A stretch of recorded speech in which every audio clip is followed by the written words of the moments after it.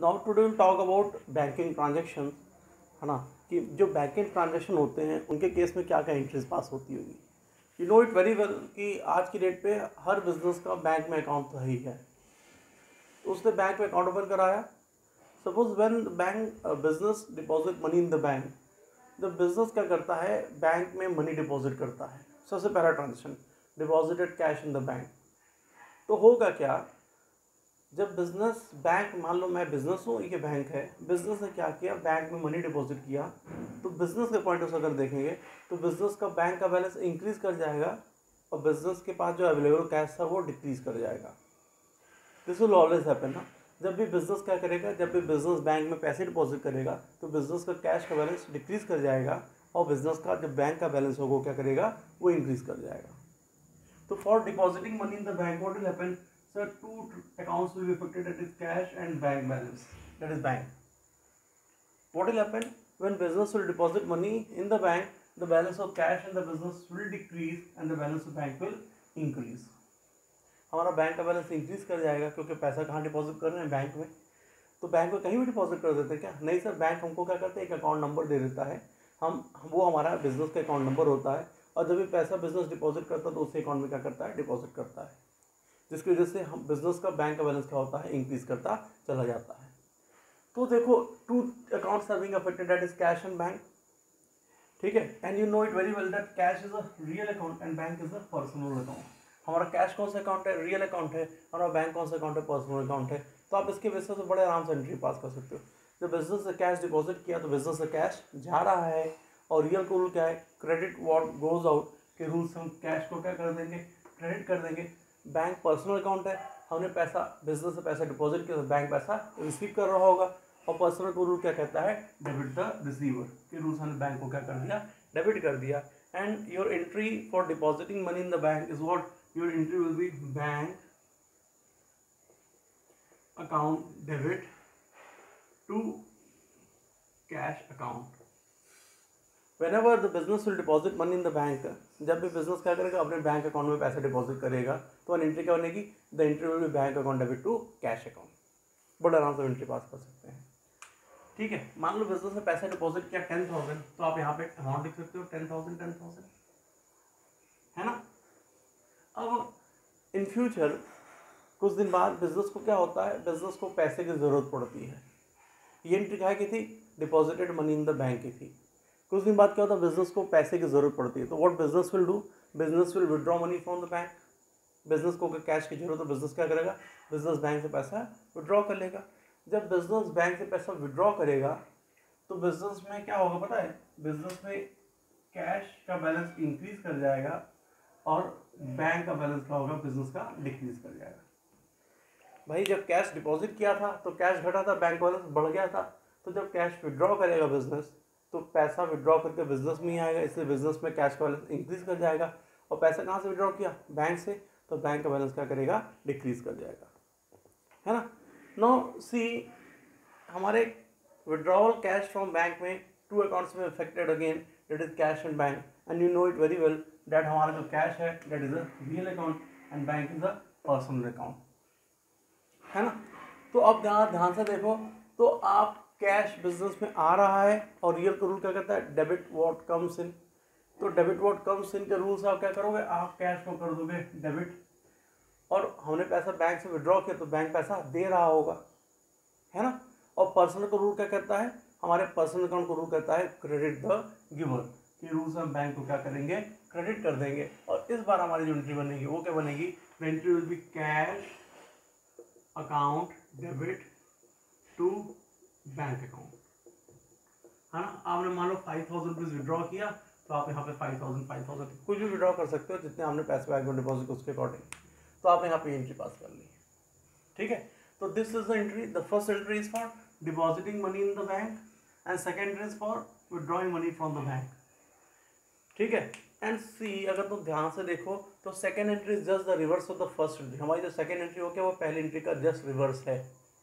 And these two entry are known as compound entry. नहीं, compound entry तूने previous class में पढ़ा है, जहाँ पे दो से ज़्यादा अकाउंट अफेक्टेड हो रहे हैं, 3 अकाउंट 4 अकाउंट 5 अकाउंट, तो उसको क्या कहते हैं, कंपाउंड एंट्री कहते हैं। लेकिन इस एंट्री को हम क्या कहते हैं, एक नाम तो सीखोगे, contra entry, CONTRA, contra ENTRY, entry. Now what is contra entry? Contra entry क्या होती है सर? वो एंट्री जिसमें कैश और बैंक एडवर्सली अफेक्टेड हो। Again I am saying, see, वो एंट्री जिसमें कैश और बैंक क्या हो, एडवर्सली अफेक्टेड हो। कहोगे sir what is the meaning of adversely affected? Adversely affected का मतलब अगर बैंक डेबिट है तो कैश क्रेडिट हो जाएगा, और अगर कैश डेबिट हो बैंक का हो जाएगा, क्रेडिट हो जाएगा। जस्ट एक डेबिट तो दूसरा क्रेडिट हो जाए, अगर ऐसा हो रहा तो एंट्री हमारी क्या कहलाएगी? कंट्रा एंट्री कहलाएगी। दो ही अकाउंट अफेक्टेड होगा, और एक डेबिट है बैंक तो दूसरा कैश क्रेडिट, अगर कैश डेबिट है तो बैंक क्या होगा, हमारा क्रेडिट हो जाएगा। तो इस तरह की एंट्री को क्या कहते हैं? कंट्रा एंट्री कहते हैं। ठीक है।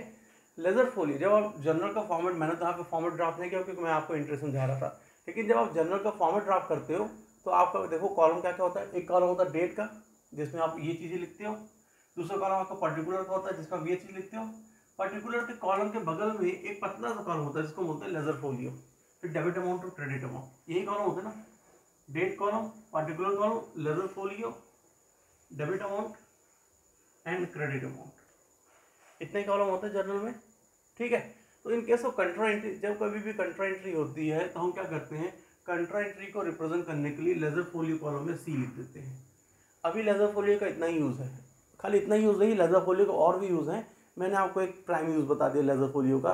क्या होता है कि जब कभी भी कंट्रा एंट्री होगी तो हम लेजर फोलियो कॉलम में क्या करेंगे, सी लिख देंगे। उस सी क्या करता है, हमारी कंट्रा एंट्री को रिप्रेजेंट करता है। ठीक है। But you have to remember always that these two entries are only the example of contra entry. इसके अलावा कोई तीसरी एंट्री कंट्रा एंट्री का एग्जांपल है ही नहीं।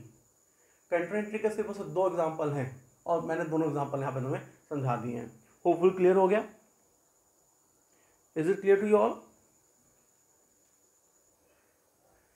कई बार बिजनेस कस्टमर से कैश ना रिसीव करके चेक रिसीव कर लेता है। आपने चेक जानते हो, आप पहले भी आपने प्रीवियस क्लास में चेक पढ़ा हुआ है। एक्चुअली बिजनेस का टॉपिक है चेक। तो बिजनेस क्या करता है, बिजनेस कस्टमर से चेक रिसीव कर लेता है, कैश नहीं मिलता उसको, चेक मिल जाता है ना। चेक का मतलब क्या है, अगर कस्टमर मुझे चेक दे दिया तो उसका मतलब क्या है, मैं इस चेक को अपने अकाउंट में डिपॉजिट करूंगा। मेरा बैंक क्या करेगा, उस चेक को मेरे कस्टमर के बैंक में प्रेजेंट करेगा, और फिर मेरे कस्टमर का बैंक क्या करेगा, मेरे बैंक को पेमेंट करेगा, मेरा बैंक उस अमाउंट को मेरे अकाउंट में डिपॉजिट कर देगा। ये लंबी कहानी रिलेटेड टू चेक है ना। चेक क्या होता है, जब आप पैसे बैंक में डिपॉजिट करते हो ना, तो उसके बदले में बैंक आपको चेक दे देता है। चेक क्यों दे देता है सर? दो काम से, या तो आप क्या करो, आप किसी पार्टी को कैश पे पेमेंट कर दो, या चेक आप इशू कर दो। तो जिसको आपने चेक इशू किया वो क्या करे, वो चेक को लेकर जाकर बैंक में प्रेजेंट करेगा, और बैंक क्या करेगा, मेरे भी यहाँ पे मेरे अकाउंट से पैसे काट के उस पार्टी को पे कर देगा। Actually this is concept of cheque. तो several time what happen, business receive cheque from the customer. वो कैश रिसीव नहीं करता, वो क्या करता है, व्हेन चेक, बिजनेस क्या करता है, चेक रिसीव कर लेता है। Check receive from customer. ठीक है। Check receive from customer. अगर बिजनेस ने क्या किया, कस्टमर से चेक रिसीव किया, तो क्वेश्चन राइजर, अब एंट्री क्या पास करेंगे। अब यहाँ पर दो कंडीशन बनती है, whether the cheque receive is deposited in the bank on the same day, और second condition, not deposited in the bank. देखो, try to understand the concept of cheque. हम चेक को कैश की तरह भी यूज कर सकते हैं। ठीक है, मैं तुमको समझाता हूँ। मान लो जैसे ये बिजनेस है, ऊपर मिटा देता हूँ, ये दो एंट्री तुमको क्लियर हो गई।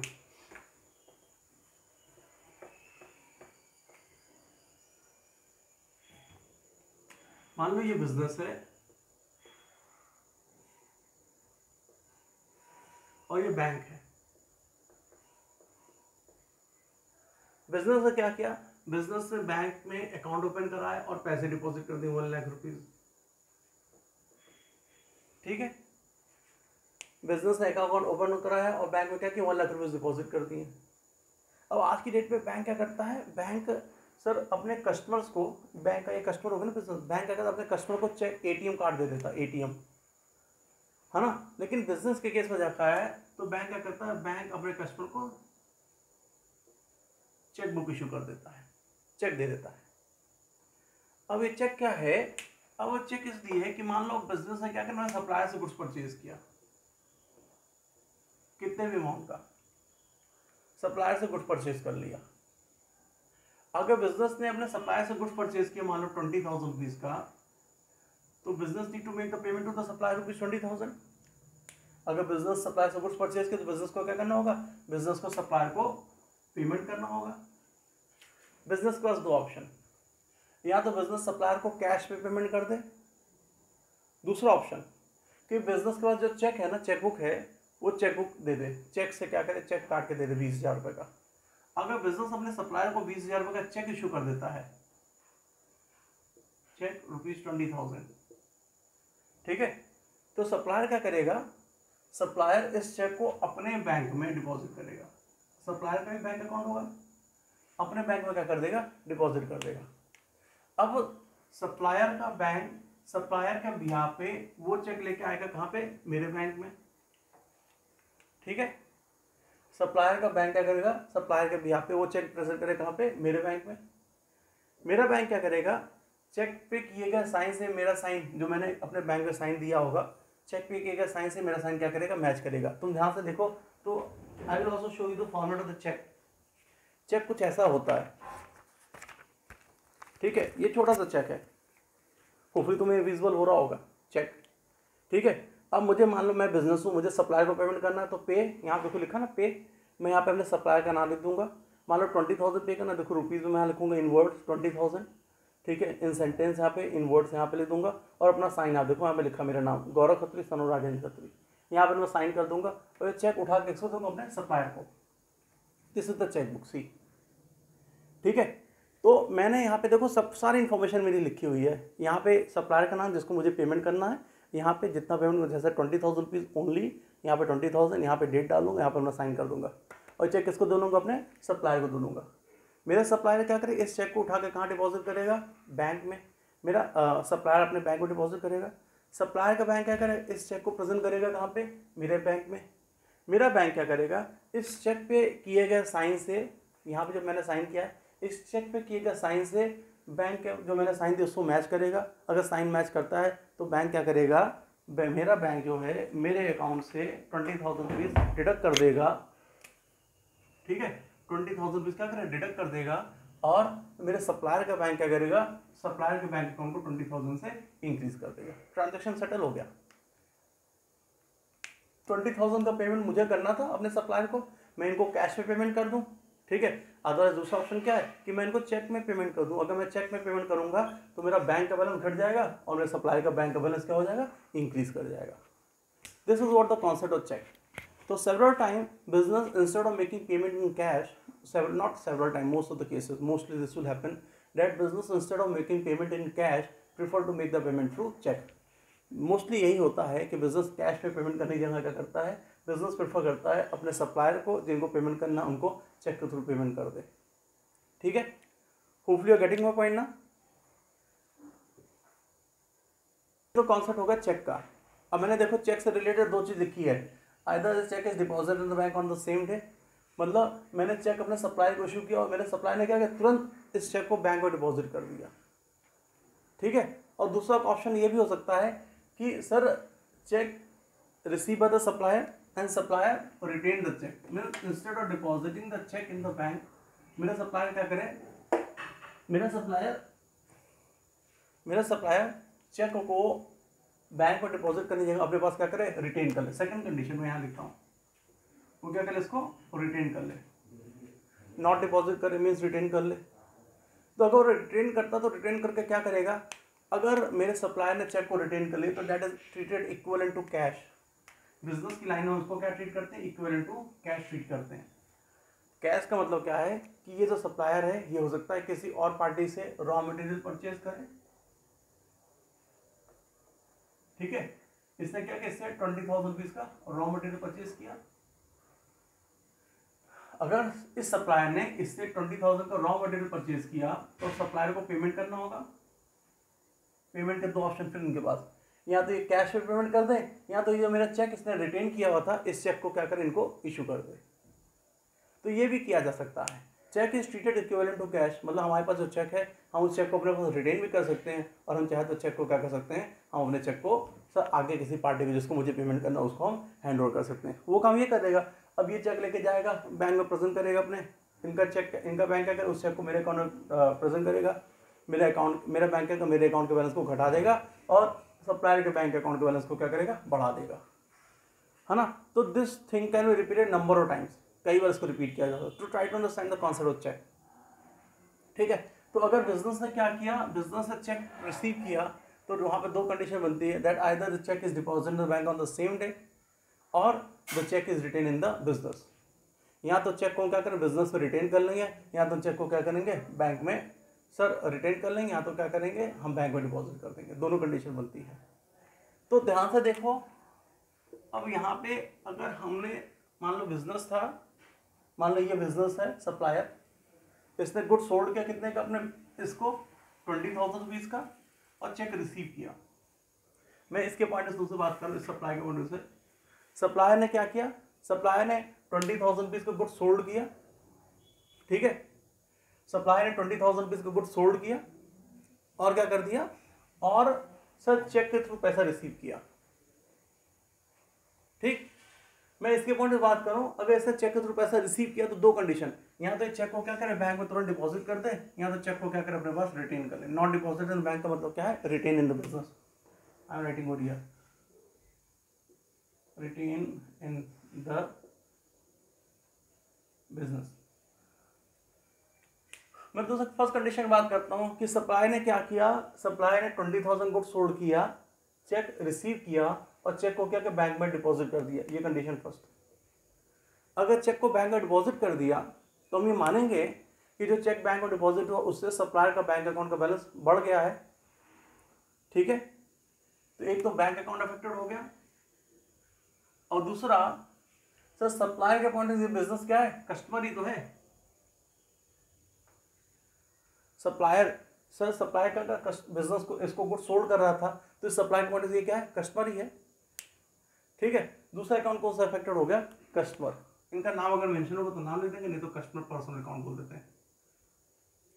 ठीक है, तो जब सप्लायर ने क्या किया, चेक को बैंक में डिपॉजिट कर दिया, तो एक तो सप्लायर का बैंक अकाउंट का बैलेंस इंक्रीज कर गया, ठीक है, और दूसरा कस्टमर नाम की लायबिलिटी जो थी खत्म होगी।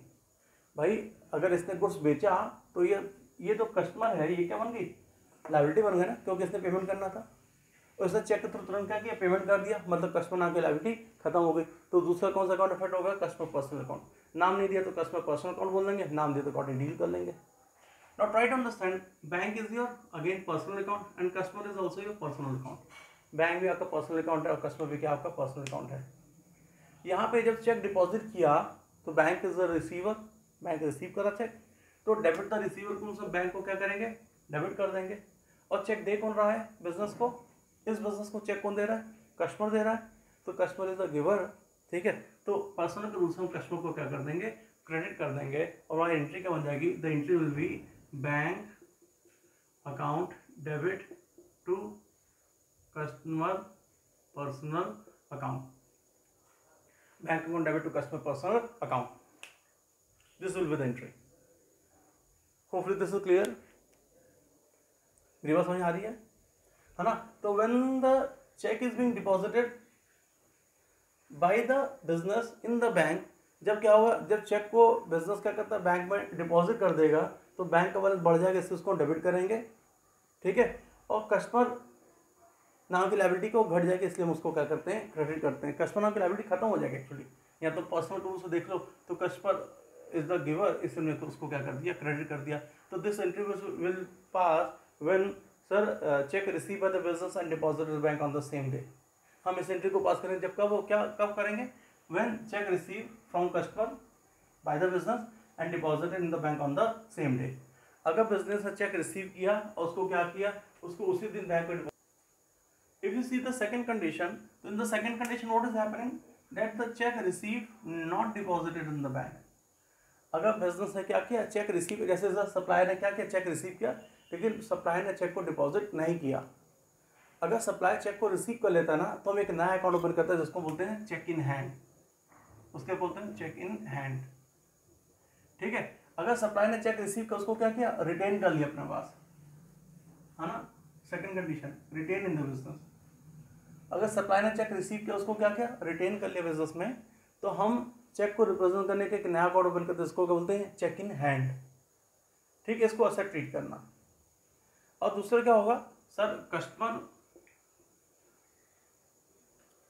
सर इस बिजनेस के पॉइंट से ये बिजनेस क्या है, कस्टमर ही तो है। इसने गुड्स बेचा था 20,000 का, तो कस्टमर लायबिलिटी बन गई थी, क्योंकि राइट अंडरस्टैंड, इसने गुड्स बेचा था कस्टमर को, ठीक है, तो ये कस्टमर क्या बन गया, असेट बन गया। अब ये अगर तुरंत पेमेंट कर देता है तो कस्टमर नाम का असेट क्या होगा, खत्म हो जाएगा, है ना, मैंने पहले लायबिलिटी बोल दी गलती से, असेट बन जाएगा। तो तुम ध्यान से देखो, हम एंट्री देखेंगे तो चेक इन हैंड असेट है, इसको रियल अकाउंट की कैटेगरी में रख सकते हैं, ठीक है, और कस्टमर हमारा क्या हो जाएगा, पर्सनल अकाउंट हो जाएगा। बिजनेस में चेक इन हैंड नाम का असेट बढ़ता है, ठीक है, यहाँ बिजनेस आ रहा है, डेबिट व्हाट कम्स इन के रूल्स हम क्या करेंगे, इसको डेबिट कर देंगे।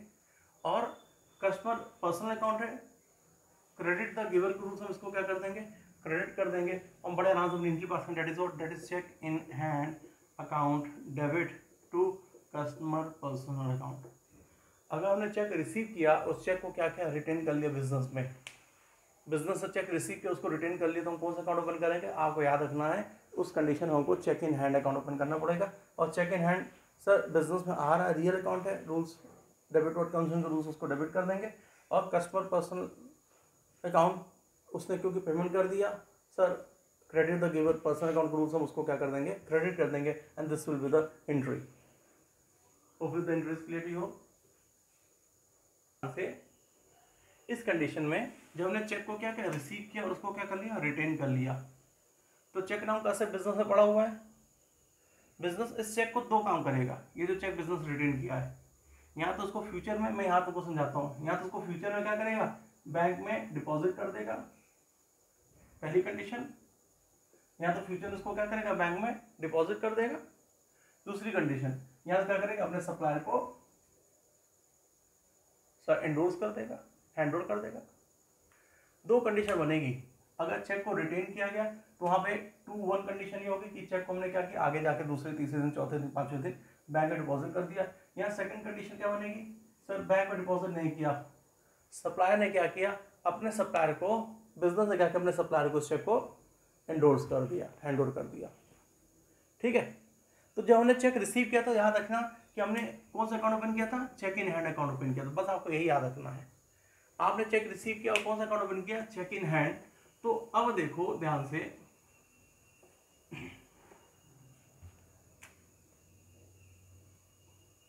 ठीक है, अब अगर आपने चेक को क्या किया, बैंक में डिपॉजिट कर दिया, अगर आपने उस रिटेन चेक को क्या किया, not on the same day, उसके 2-3 दिन बाद हमने क्या किया, उसको बैंक में डिपॉजिट कर दिया, ठीक है, आगे मत देखना, खाली यहीं देखना, दूसरे दिन तीसरे दिन, तो होगा क्या, होगा कि सर बिजनेस से चेक इन हैंड नाम का असेट खत्म हो जाएगा, और दूसरा बिजनेस का बैंक का बैलेंस क्या करेगा, इंक्रीज कर जाएगा।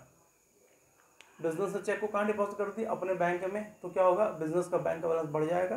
कैसे बढ़ जाएगा, तुमको समझ आ रहा है, क्योंकि बिजनेस का जब बैंक चेक को रिसीव करेगा तो उस चेक को प्रेजेंट करेगा मेरे बैंक में, मेरा बैंक क्या करेगा, मेरे अकाउंट से पैसे घटा देगा और सप्लायर का बैंक, बिजनेस का बैंक है, उसके बैंक के अकाउंट को बैलेंस को बढ़ा देगा, है ना। तो द सप्लायर ने क्या किया, द सप्लायर ने चेक को बैंक में डिपॉजिट कर दिया, not on the same day, दूसरे या तीसरे दिन, तो सप्लायर के बिजनेस से क्या होगा, चेक इन हैंड नाम का असेट घट जाएगा और बैंक का बैलेंस इंक्रीज कर जाएगा। अब सर ये रियल अकाउंट है और बैंक कौन सा अकाउंट है, पर्सनल अकाउंट है, तो आप बड़े आराम से एंट्री अपनी देख सकते हो। सर अब देखो, चेक इन हैंड नाम का असेट बिजनेस से जा रहा है, रियल अकाउंट रूल करता है, क्रेडिट व्हाट गोज आउट के रूल से उसको क्या कर देंगे, क्रेडिट कर देंगे। सप्लायर ने चेक उठा के कहाँ दे दिया, अपने बैंक को दे दिया, तो बिजनेस से चेक इन हैंड नाम का असेट जा रहा है। रियल का रूल क्या है, credit what goes out rule से उसको हम करेंगे क्रेडिट, ठीक है। और ये जो बैंक है, इस बार बैंक क्या कर रहा है, सप्लायर का जो बैंक है वो क्या कर रहा है, वो सर चेक अमाउंट को रिसीव कर रहा है ना, तो रिसीव कर रहा है, तो पर्सनल अकाउंट के रूल्स हम क्या करेंगे, डेबिट द रिसीवेबल रूल्स उसको कर देंगे डेबिट। तो हमारी एंट्री क्या बन जाएगी, हमारी एंट्री बन जाएगी bank account debit to cheque in hand, bank account debit to cheque in hand.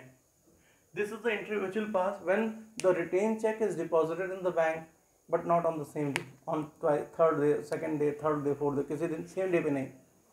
हम ये एंट्री कब पास करेंगे? जब बिजनेस ने चेक रिटेन किया उसको क्या करता है, आगे किसी दिन बैंक में डिपॉजिट कर देता है. तो हमारी एंट्री क्या बन जाएगी? हमारी एंट्री बन जाएगी bank account debit to cheque in hand.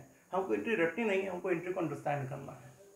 और अगर बिजनेस ने क्या किया, बिजनेस ने जो चेक रिसीव किया था उसको रिटेन ना करके अपने सप्लायर को आगे इंडोर्स कर दिया, अपने सप्लायर को दे दिया, तब क्या होगा? तब भी बिजनेस से चेक इन हैंड नाम का असेट खत्म हो जाएगा. और साथ साथ क्या होगा, उसके साथ साथ बिजनेस चेक किसको दे दिया? उठा के अपने सप्लायर को दे दिया. अगर सप्लायर को दे दिया तो मतलब बिजनेस से कभी सप्लायर से कुछ परचेज किया होगा, इसीलिए उसको पेमेंट कर रहा है. भैया मैं किसी को पेमेंट कब करूंगा? जब मैंने उसको गुड्स कभी परचेज किया होगा, तभी तो मैं उसको पेमेंट करूंगा. तो जब बिजनेस ने चेक उठा के उसको दे दिया, अपने सप्लायर को दे दिया, तो बिजनेस से सप्लायर नाम की लायबिलिटी क्या हो जाएगी? सप्लायर नाम की लायबिलिटी खत्म हो जाएगी. सप्लायर नाम की लायबिलिटी मतलब अफेक्टेड होगी. तो इस ट्रांजेक्शन में दो अकाउंट अफेक्टेड हो गए. Cheque in hand real account है, सप्लायर हमारा पर्सनल अकाउंट है. हम बड़े आराम से एंट्री कर सकते हैं.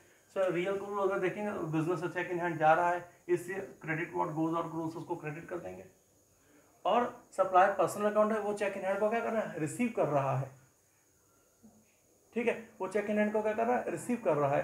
तो उस रूल से क्या करेंगे, हम सप्लायर को कर देंगे डेबिट द रिसीवर रूल से, और बड़े आराम से अपनी एंट्री पास कर लेंगे. The entry will be what? Supplier debit to cheque in hand. तो आपने ये भी एंट्री देख ली. जब हमने चेक को क्या कि बैंक में डिपॉजिट करते हैं, एंट्री क्या होगी? Bank on debit to cheque in hand. और हमने अपने उस रिटेन चेक को आगे किसी थर्ड पार्टी को एंडोर्स कर दिया, तो एंट्री क्या हो जाएगी? Supplier debit to cheque in hand. ठीक है, होपफुली मेरी बात क्लियर है आपको. जैसे कि मान लो ये बिजनेस है ना, और इसने क्या किया, इसने हमने किसी कस्टमर को गुड्स सोल्ड किया ₹50,000 का. अगर बिजनेस ने क्या किया, बिजनेस ने गुड्स सोल्ड किया, मैं यहाँ लिखता हूँ सेल्स, कितने का? ₹50,000 का. तो कस्टमर को पेमेंट करना था. अब कस्टमर के पास पेमेंट करने के दो ऑप्शन, ध्यान रखना. यहाँ तो कस्टमर क्या करे, कस्टमर डायरेक्ट कैश में पेमेंट कर दे. ये एंट्री तुमने देखी है, cash sales by the business. Business के पॉइंट से अगर देखेंगे तो ये क्या हो जाएगा? Cash sales. हम एंट्री क्या करेंगे? Cash account debit to sales. लेकिन कस्टमर क्या कर रहा है? डायरेक्टली कैश में पेमेंट ना करके बिजनेस के बैंक अकाउंट में, है ना, कस्टमर डायरेक्टली कैश पेमेंट ना करके क्या कर रहा है? बिजनेस के बैंक अकाउंट में पैसे डिपॉजिट कर दे रहा है. हो सकता है ना मैं ऐसा कह रहा हूँ कि भैया सेल्स हो गई, पैसा कैश में मुझे दे दो, यहाँ क्या करो मेरे बैंक में डिपॉजिट कर दो. जैसे मैंने अभी कई लोग को कहा कि मैं पढ़ा रहा हूँ और फीस क्या करो मेरे अकाउंट में डिपॉजिट कर दो, है ना. तो मेरे अकाउंट में पैसा डिपॉजिट कर दो, ऑटोमेटिकली मुझे बिलोंग कर जा रहा है. जरूरी नहीं है कि तुम मुझे कैश में पेमेंट करो, you can make a payment in my bank account also. Same is the case with the business. Business ने गुड सोल्ड कर लिया 50,000 का, और क्या कहा कि पैसा मेरे अकाउंट में डिपॉजिट कर दो. Then what will happen? We have to understand from the business point of view. In the business, पहले तो sir sales will be affected. एक तो सेल्स अकाउंट अफेक्टेड हो गया. दूसरा क्या हो गया? दूसरा बिजनेस का बैंक का बैलेंस विल इंक्रीज. पैसा का बैंक में डिपॉजिट हुआ, ये बैंक का बैलेंस किसका है? बिजनेस का है. तो बिजनेस का बैंक का बैलेंस क्या हो जाएगा? इंक्रीज कर जाएगा. तो direct deposit made by the customer in the bank account. अगर कस्टमर डायरेक्टली पैसा क्या करता है? हमारे बैंक अकाउंट में डिपॉजिट कर देता. हमने सेल्स किया और पैसा कहाँ हो? डायरेक्टली हमारे बैंक अकाउंट में डिपॉजिट हो गया. तो दो account are being affected from the business point, that is sales and bank का बैलेंस. सेल्स तुम जानते हो as per the rule nominal account always credit. Sales को तो हमेशा क्रेडिट करना है. बचे अकेला बैंक क्या कर दोगे? डेबिट कर दोगे.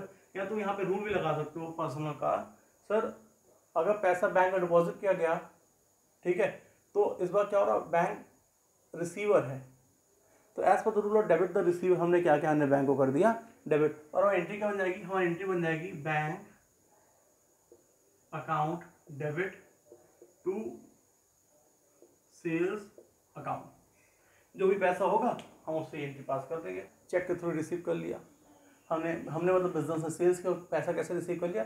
चेक के थ्रू रिसीव कर लिया. सेकंड केस, ये बिजनेस था, ये कस्टमर था, ठीक है. बिजनेस ने क्या किया? बिजनेस ने 50,000 रुपीज की क्रेडिट सेल्स की. Credit sales. अगर बिजनेस ने क्या किया? 50,000 रुपीज़ की क्रेडिट सेल्स की, तो उस केस में हमारी एंट्री क्या बन जाएगी? तुम बड़े आराम से एंट्री पास कर सकते हो। क्रेडिट सेल्स थी तो बिजनेस में एक तो sales account will be affected और दूसरा account customer account, customer personal.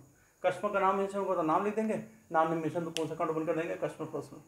अगर बिजनेस के पॉइंट से देखें, जब बिजनेस ने 50,000 रुपये का गुड्स अपने कस्टमर को बेचा तो एक तो सेल्स अकाउंट अफेक्टेड हो गया बिजनेस में और दूसरा कस्टमर नाम का एक असेट इंक्रीज कर गया। मैंने उधार पे सामान बेचा 50,000 का, तो यू बिकम माई डेटर, और तब तक आप बिजनेस के डेटर बने रहोगे जब तक आप मेरा पैसा मुझे रिफंड नहीं कर देते हो, है ना। तो इसलिए दूसरा अकाउंट कौन सा अफेक्टेड हो गया? कस्टमर अकाउंट अफेक्टेड हो गया। और ध्यान से देखो, तो sales nominal account always credit, बचा कस्टमर क्या करोगे? डेबिट कर दोगे। तो जब बिजनेस ने गुड्स को क्रेडिट बेसिस पर सेल्स किया तो उसकी एंट्री हो जाएगी customer personal account debit to sales account.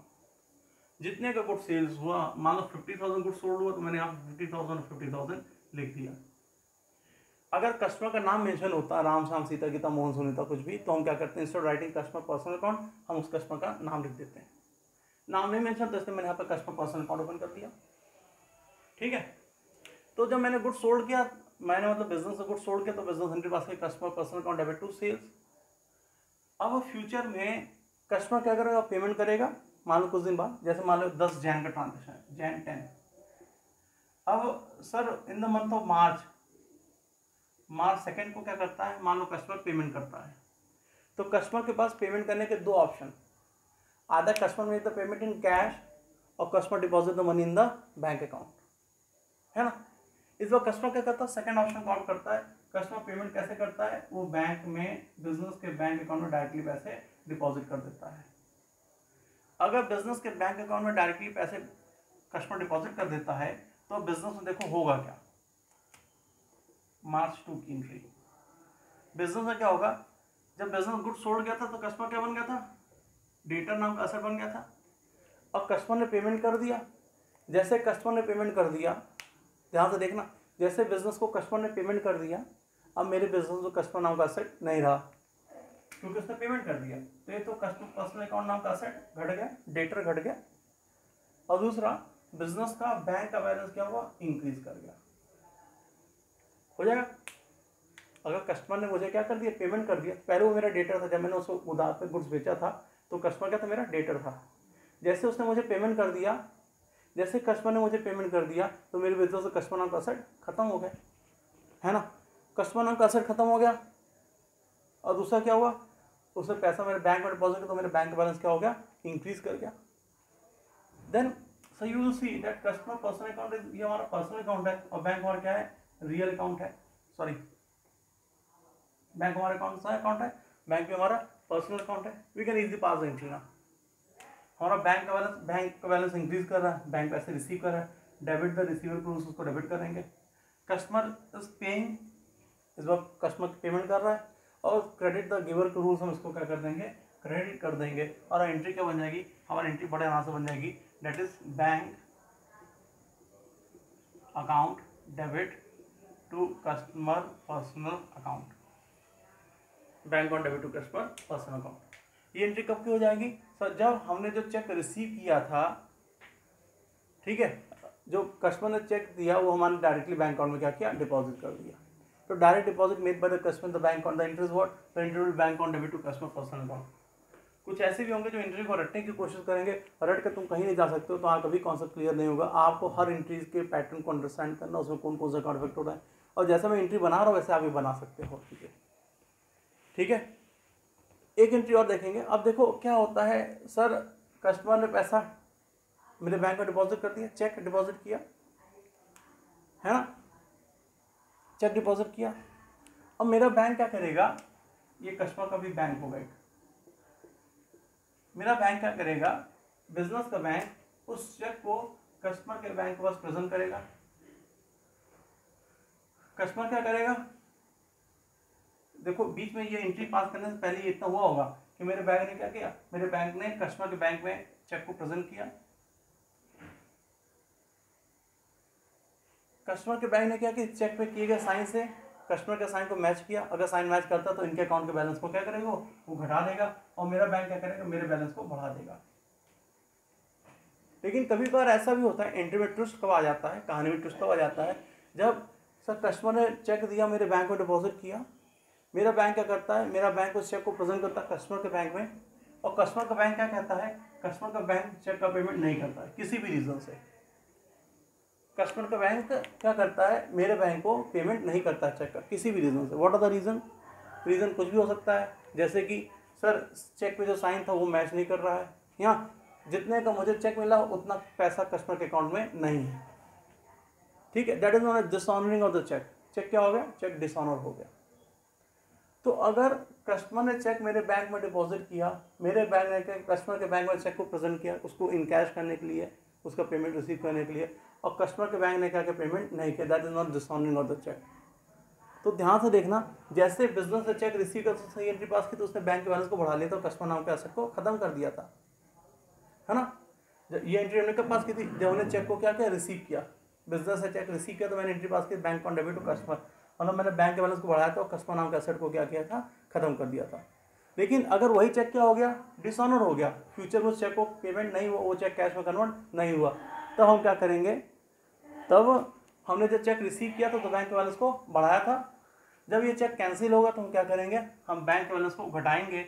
इसलिए बस आपको ये अंडरस्टैंड करना है कि अगर चेक डिसऑनर हुआ तो चेक रिसीव करते समय आपने जो एंट्री पास की थी, ठीक है, चेक रिसीव करते समय आपने जो एंट्री पास की थी, आप उस एंट्री का क्या करोगे, रिवर्स कर दोगे। अगर चेक डिसऑनर होता है तो आप क्या करोगे, चेक रिसीव करते समय जो आप एंट्री पास करते हो उस एंट्री का क्या करोगे, रिवर्स कर दोगे। रिवर्स में क्या करोगे, आप बैंक को कर दोगे क्रेडिट और कस्टमर पर्सनल को क्या कर दोगे, डेबिट कर दोगे। बस याद रखना कि अगर आपने चेक रिसीव किया तो उस टाइम आपने एंट्री पास की, चेक रिसीव करने की एंट्री क्या पास की, आपने माना कि बैंक का बैलेंस बढ़ गया और कस्टमर नाम का एसेट खत्म हो गया, आपने एंट्री पास की bank on debit to customer personal account. लेकिन अगर वही रिसीव चेक क्या होता है, जब मेरा बैंक कस्टमर के बैंक को चेक को प्रेजेंट करता है, चेक क्या हो जाता है, डिसऑनर हो जाता है। चेक डिसऑनर का मतलब sir the payment of cheque is not being made when it is presented in the bank for payment. Dishonouring of the cheque का मतलब क्या होता है, जब चेक को बैंक में प्रेजेंट किया जाए और उस चेक का पेमेंट ना हो, वो चेक कैश में कन्वर्ट ना हो किसी भी रीजन से, तो उसको क्या करें, डिसऑनरिंग ऑफ द चेक। अगर चेक डिसऑनर हो गया तो हम क्या करेंगे, चेक रिसीव करते समय जो एंट्री पास की गई थी उसी एंट्री को हम कर देंगे रिवर्स। होपफुली बात क्लियर आपको। देखते हैं बाकी हमारे और क्या बैंकिंग ट्रांजेक्शन बनेगा। जैसे कि अब ओनर ने क्या किया, ओनर ने अपने पर्सनल यूज के लिए बिजनेस से पैसा ना विड्रॉ करके बैंक से पैसे विड्रॉ कर लिए। You know whenever whatever amount being drawn by the owner from the business that is known as drawing. Owner जो भी पैसा विड्रॉ करता है उसको क्या कहते हैं, ड्रॉइंग कहते हैं। लेकिन इस बार ओनर ने क्या किया, ओनर ने अपने पर्सनल यूज के लिए पैसे कहाँ से विड्रॉ किए, बैंक बिजनेस के बैंक अकाउंट से विड्रॉ किए।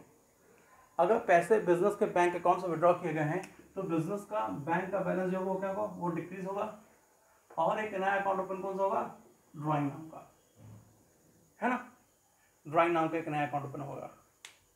ध्यान से देख लीजिएगा, अगर ओनर ने अपने व्यक्तिगत कारणों के लिए अपने पर्सनल यूज के लिए बैंक से पैसे विड्रॉ किए, अगर पैसे बैंक से विड्रॉ किए गए तो बिजनेस में बैंक का बैलेंस घटेगा, इसलिए एक अकाउंट बैंक अफेक्टेड हो गया, और दूसरा अकाउंट कौन सा अफेक्टेड हो जाएगा, ड्रॉइंग अकाउंट अफेक्टेड हो जाएगा। ठीक है, अब bank is your personal account and drawing is your, sir drawing is also a personal account. Drawing भी पर्सनल अकाउंट है क्योंकि ओनर को रिप्रेजेंट करता है।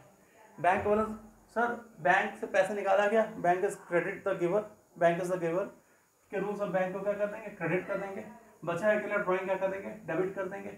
और आप रूल भी देख लो, ड्रॉइंग पर्सनल अकाउंट है, ओनर ने पैसे विड्रॉ किए तो ओनर वाज द रिसीवर, है ना।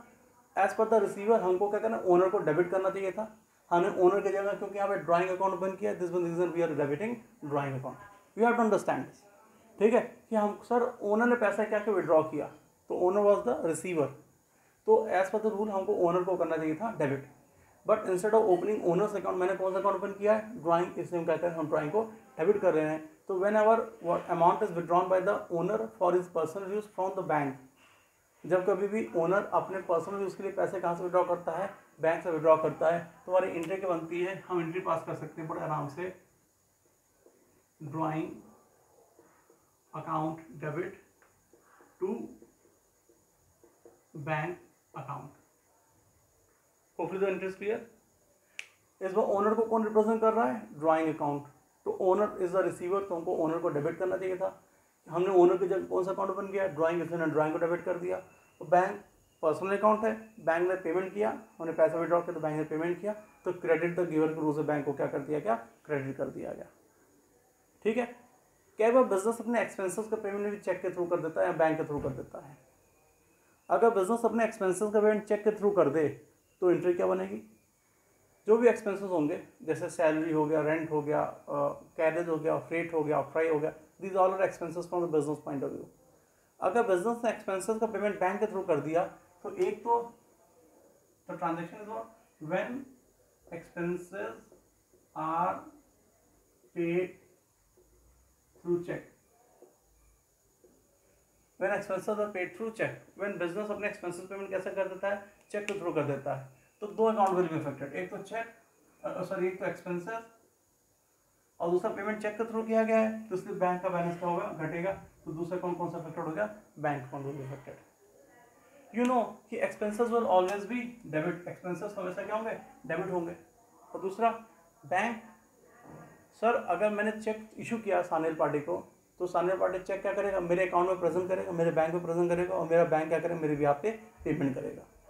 यही कॉन्सेप्ट है। मैंने अगर आपको चेक इशू किया तो आप चेक क्या करोगे? आप चेक लेके जाओगे, मेरे बैंक में प्रेजेंट करोगे, मेरा बैंक क्या करेगा? मेरा बैंक मेरे बिहाफ पे आपको पेमेंट कर देगा। तो bank is a personal account और वो पेमेंट कर रहा है, ही इज अ गिवर। तो as per the rule of personal account, credit the giver के रूल हम क्या करेंगे? हम बैंक को कर देंगे क्रेडिट। और एक्सपेंसेस का जब पेमेंट होगा तो एंट्री का पास करेंगे, we can pass the entry, the very simple entry is what? The entry will B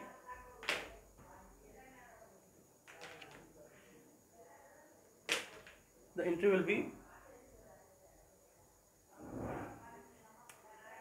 expenses, जो भी एक्सपेंसेस होंगे, expenses debit to bank account. हम बड़ा आराम से अपनी एंट्री कर लेंगे, expenses debit to bank account. ठीक है। अब most of the cases this also happen कि आपका बैंक में अकाउंट है, ठीक है, आपका बैंक, ये एंट्री क्लियर हो गई? चलो, तो क्लियर है ना एंट्री? तो आप देखो ध्यान से, जैसे आपका बैंक में क्या अकाउंट है, बैलेंस है, आपका पैसा पड़ा हुआ बैंक में, तो बैंक क्या करता है? आपको आपके डिपॉजिट पे इंटरेस्ट प्रोवाइड करता है। कई बार ऐसा होता है कि आपने पैसा बैंक में डिपॉजिट किया है, तो बैंक क्या करता है? आपको आपके डिपॉजिट पे इंटरेस्ट प्रोवाइड करता है ना, इंटरेस्ट प्रोवाइड। तो जब बैंक आपको आपके डिपॉजिट पे इंटरेस्ट प्रोवाइड करेगा, जब बैंक बिजनेस को उसके डिपॉजिट पे इंटरेस्ट प्रोवाइड करेगा, तो इंटरेस्ट का बिजनेस को कैश में देगा ना, कैश में नहीं देता। बैंक क्या करता है? इंटरेस्ट के अमाउंट से हमारे बैंक के बैलेंस को बढ़ा देता है।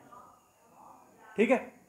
हमेशा याद रखना कि मैंने पैसा बैंक में डिपॉजिट किया, आप सबके मम्मी पापा ने पैसा बैंक में डिपॉजिट किया होगा जिस पर उनको इंटरेस्ट मिलता होगा, तो बैंक आपके घर आता है इंटरेस्ट देने? क्या नहीं, कभी भी बैंक आपके घर नहीं आता इंटरेस्ट देने। बैंक क्या करता है? बैंक इंटरेस्ट के अमाउंट से आपके बैंक के बैलेंस को इंक्रीज कर देता है। तो when the transaction for interest provided by bank on deposit, interest provided by the bank on deposit, तो बैंक ने क्या किया? बैंक ने हमारे डिपॉजिट पे इंटरेस्ट प्रोवाइड किया, बैंक डिपॉजिट पे इंटरेस्ट प्रोवाइड किया, तो होगा क्या? होगा ये कि बिजनेस में एक इंटरेस्ट नाम का इनकम अराइज करेगी, फायदा गेन अराइज करेगा, एक्चुअली इंटरेस्ट नाम का गेन अराइज करेगा, और बैंक का बैलेंस क्या हो जाएगा? इंक्रीज कर जाएगा। ध्यान देखिएगा, बैंक कभी भी इंटरेस्ट बिजनेस को कैश में नहीं पे करेगा, वो क्या करेगा? इंटरेस्ट अमाउंट से बिजनेस के बैंक के बैलेंस को इंक्रीज कर देगा। तो एक तो इंटरेस्ट नाम का इनकम गेन अराइज कर जाएगा, और दूसरा बैंक बैलेंस क्या होगा? हमारा इंक्रीज कर जाएगा। इंटरेस्ट सर नॉमिनल अकाउंट है, गेन इसलिए क्या कर देंगे? क्रेडिट कर देंगे। और बैंक पर्सनल अकाउंट है, बैंक इंटरेस्ट रिसीव कर रहा है, डेबिट द रिसीवेबल से उसको क्या करेंगे? डेबिट कर देंगे। और एंट्री क्या बन जाएगी? हम बड़े आराम से एंट्री पास कर सकते हैं, that is bank account debit to interest account. Hopefully this is clear. Bank balance बढ़ रहा है, बैंक इज द रिसीवर, इसलिए हमने पर्सनल के रूल से डेबिट द रिसीवर के रूल से बैंक को डेबिट कर दिया, और इंटरेस्ट हमारा गेन था, इसलिए हमने इंटरेस्ट को क्या कर दिया? क्रेडिट कर दिया, बिजनेस का गेन था। इसी तरह कई बार बैंक क्या करता है? सर्विस प्रोवाइड करता है कस्टमर को, अपने बिजनेस को। जैसे उसने मुझे कई सर्विस दी हुई है, एटीएम की सर्विस दी हुई है, टेलीफोन बैंकिंग की सर्विस दी हुई है, मोबाइल बैंकिंग सर्विस दी हुई है, एसएमएस की सर्विस दी हुई है, ठीक है ना। तो बैंक ने मुझे जो सर्विस प्रोवाइड की है ना, उसके लिए वो मेरे से फ्री में नहीं करता बैंक कुछ, उसके लिए मेरे से क्या करता है, अमाउंट चार्ज करता है, नॉमिनल अमाउंट। एटीएम के लिए भी चार्ज करता है, एसएमएस सर्विस के लिए चार्ज करता है, मोबाइल बैंकिंग चार्ज करता है, और अगर मुझे और कोई सर्विस प्रोवाइड करता है तो उसके लिए वो मेरे से क्या करता है, चार्ज करता है, ठीक है। तो अगर बैंक चार्ज करता मेरे से, उसने मुझे कुछ सर्विस दी, उसने मुझे कुछ चार्ज अमाउंट करना है, तो मेरे घर आएगा पैसे लेने? ना ना, वो क्या करेगा, जो अमाउंट उसने चार्ज करना उससे क्या करेगा, मेरे बैंक बैलेंस को घटा देगा। जो भी अमाउंट बैंक ने चार्ज करना उससे क्या करेगा, वो मेरे बैंक बैलेंस को घटा देगा, ठीक है। तो जब बैंक चार्ज करता है तो एक तो बैंक चार्ज नाम का बिजनेस में एक्सपेंस अराइज कर जाएगा, एक तो एक्सपेंस अराइज कर बिजनेस किस नाम से, बैंक चार्ज, क्योंकि बैंक ने मेरे से चार्ज किया, मेरे लिए एक्सपेंस है, मेरा बैंक का बैलेंस घटेगा। और चार्ज कैसे करेगा, मेरे बैंक बैलेंस को घटा के। तो दूसरे अकाउंट कौन सा इफेक्ट हो जाएगा, bank account. Bank charge is normal account and bank is personal account. Bank charge, bank ने चार्ज किया, एक्सपेंस है, इसलिए आप इसको क्या करोगे, डेबिट करोगे, डेबिट ऑल एक्सपेंसेस लॉसेस को से। अब अकेला बचा बैंक, तो बैंक को क्या कर दोगे, क्रेडिट कर दोगे। यहाँ दूसरी चीज देखो तो क्या हो रहा है, बैंक का बैलेंस घट रहा है, मतलब बैंक उस चार्जेस के पेमेंट कर रहा है। As per rule of credit the givers, हम इसको क्या करेंगे, क्रेडिट कर देंगे। पर्सनल अकाउंट का रूल अगर देखो तो बैंक इज व्हाट, बैंक ने जब चार्ज किया तो मेरे बैंक बैलेंस का घट रहा है, बैंक बैलेंस घट रहा मतलब बैंक पेमेंट कर रहा है, तो क्रेडिट द गिवर को हमने क्या किया, बैंक को क्रेडिट कर दिया। और हम बड़ा नाम से अपनी एंट्री पास कर, that is bank charges debit to bank. जो भी अमाउंट होगा हम अमाउंट यहाँ पे लिख देंगे। होपफुली क्लियर आता है आपको।